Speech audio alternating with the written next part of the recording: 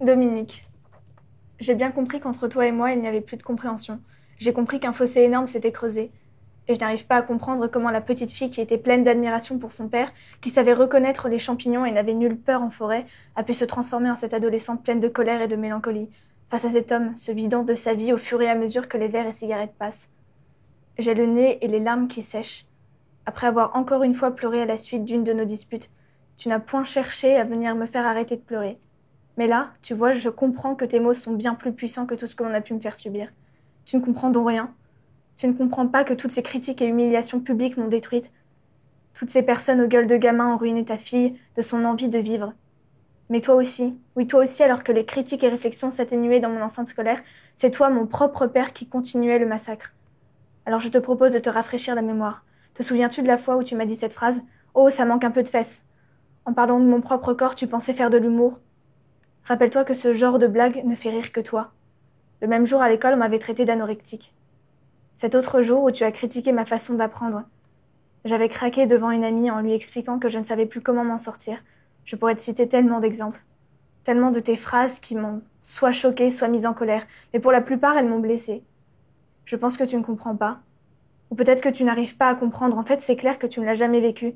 Ce que l'on m'a fait endurer. Comment tu pourrais le comprendre ? Personne ne le comprend. Je ne peux pas me plaindre d'avoir été l'une de ces enfants harcelés à qui on plonge la tête dans les chiottes, ni même ce genre d'intello à qui on brûle ses précieux cahiers. Mais on m'a attaqué moralement. On a touché chacun de mes complexes. Et tu sais, un moment, et en fait, encore aujourd'hui, j'ai l'impression que tu penses que tout est de ma faute, que je ne suis qu'une fausse victime, que tout ce qui m'arrive n'est que le juste retour des choses. Et tu sais quoi, je suis ton idée. Oui, je me déteste, je me répugne, j'ai l'impression de tout faire de travers, même lorsque j'ouvre la bouche en disant ce que je pense dans ma propre maison. Tu viens me dire que j'ai tort. C'est bizarre au fond, hein, de rêver d'un père alors que l'on en a un, tout près, là. Ah non, tu n'as jamais été tout près, et là, ce n'était que des illusions. Tu as détruit tes moindres chances de sauver notre relation ce soir. Ce soir, je l'ai su, enfin. Tu n'es plus un père pour moi. Tes câlins, tes mots sympas si rares qu'ils sont n'ont plus d'importance, car à cause de toi, je n'ai plus aucune envie de me lever le matin. C'est pour cela que j'ai commencé ma lettre par Dominique. C'est de cette façon que je t'appellerai désormais, si du moins je t'appelle. Ça pourrait être quelque peu jouissif de savoir que tu as des remords, mais je m'en fous désormais. Je ne sais pas vraiment quoi rajouter, à part le fait que je ne pense pas être responsable de ce fossé immense qui nous sépare désormais. Non. Moi, je sais que j'ai fait des efforts. Je sais que j'ai tout fait pour que notre relation soit de nouveau celle d'une fille et son papa. Oui, là, pour une fois, je n'ai pas de regret. Je n'ai pas de regret. Floriane. Je connais une fille qui avait aussi un problème, un trouble du comportement alimentaire, donc une TCA, et qui a failli en mourir, et qui a été détruite par les réflexions des gens.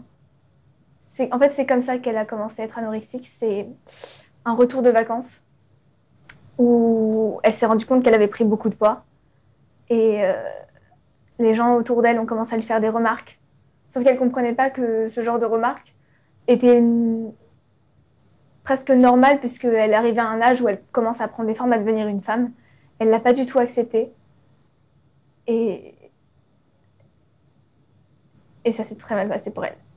Et elle a chuté, elle a perdu beaucoup, beaucoup de poids. Et c'est justement à ce moment-là qu'elle s'est rendue compte qu'elle avait des amis qui comptaient sur elle.